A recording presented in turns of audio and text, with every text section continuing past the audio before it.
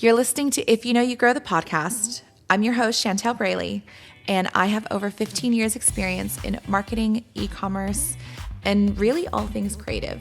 I'm so excited to take you behind the scenes of thriving businesses, hear from amazing industry experts, and chat a little bit about the mindset that it takes to really succeed in this industry. Please follow, like, and subscribe so that I can continue creating amazing content for you and sharing these incredible stories. Let's get into it.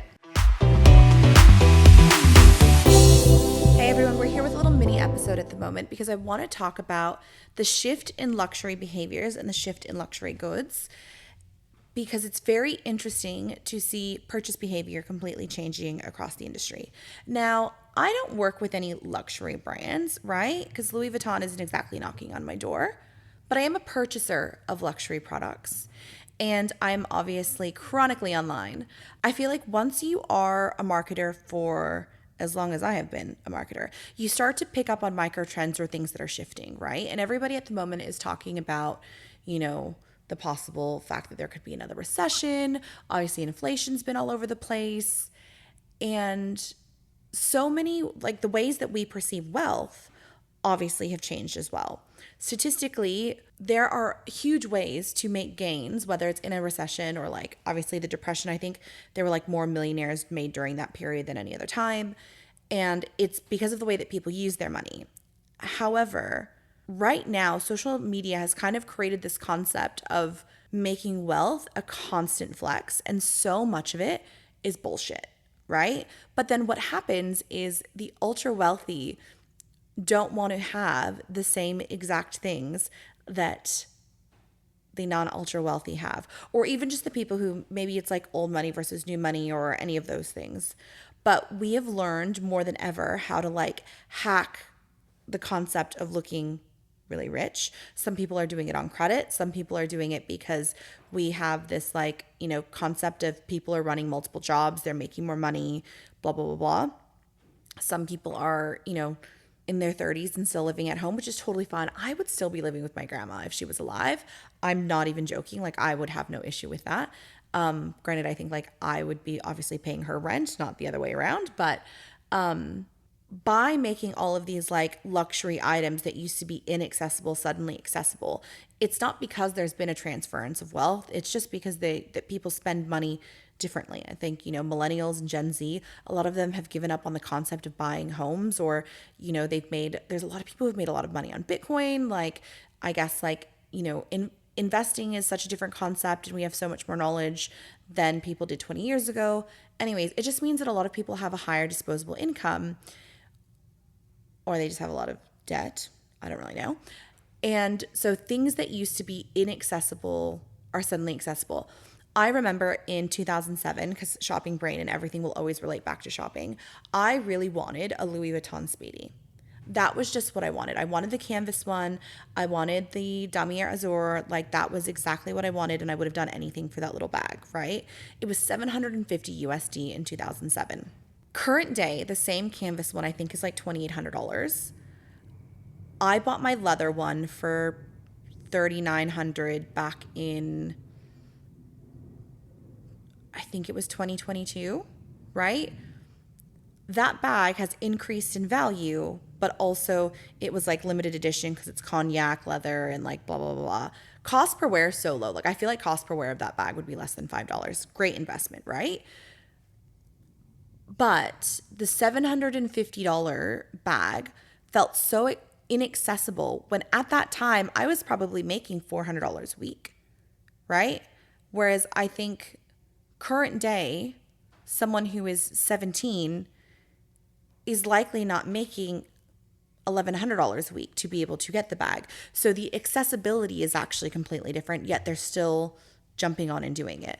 So the more luxury goods become accessible and the more they become normal, the less of a flex it actually is to have it. So if I think about, like the Jacquemus bag that everybody had, and it was like $750, and it just got to the point where like you didn't even care if someone had a DH Gate one because it was not a cool thing anymore. I feel like the only bag that has been maintained being accessible but still like quite luxury is Pull-In.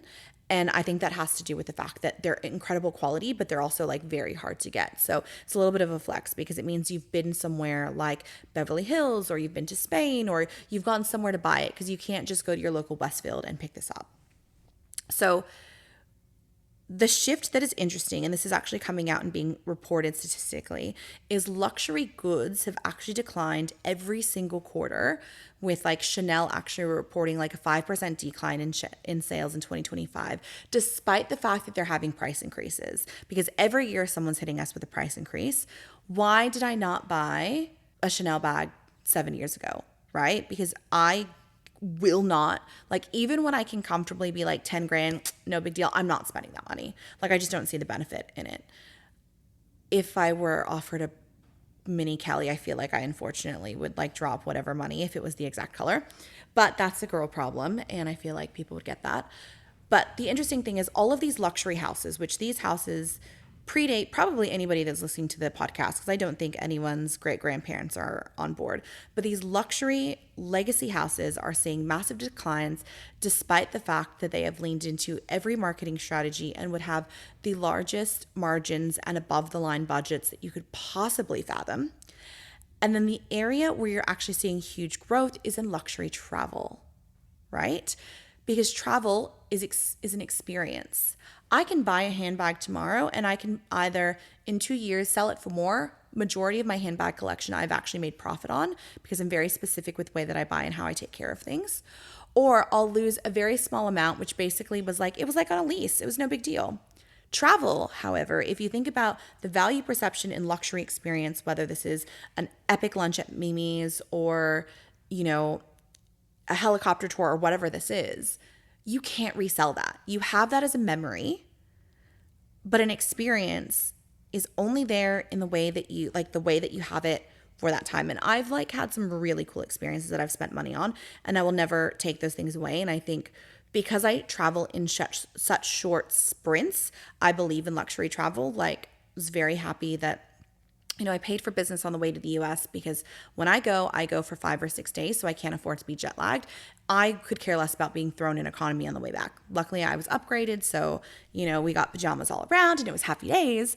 But it's so interesting to see that right now when people are talking about like, you know, recession indicators and like economic decline, that it kind of goes back to the fact that I don't think that people ever spend less. As human beings, I don't think we can spend less until we physically have less. And majority of the people that I know, and again, this comes from a place of privilege, right? So majority of the people I know, yes, things are hurting them differently because costs have gone up, but that's hit discretionary funding, like not by a whole lot. And for most people here, like, if you actually looked at what you're spending on things, you're probably overwhelmed by, oh, I can't believe that eggs cost this much. But like, you buying eggs, it's like the thing of like millennials buying avocado toast and not getting houses. My avocado toast has never fucking impacted my ability to buy a house, because no one can physically consume that much avocado toast. So even though like, yes, it's an area where money is going, it's not actually, it doesn't have anything to do with like wealth. But when you look back and you think about, you know, luxury goods and, you know, versus travel and experiences, what does that shift have to tell us about the way that it is going to impact our brands that are accessible, right?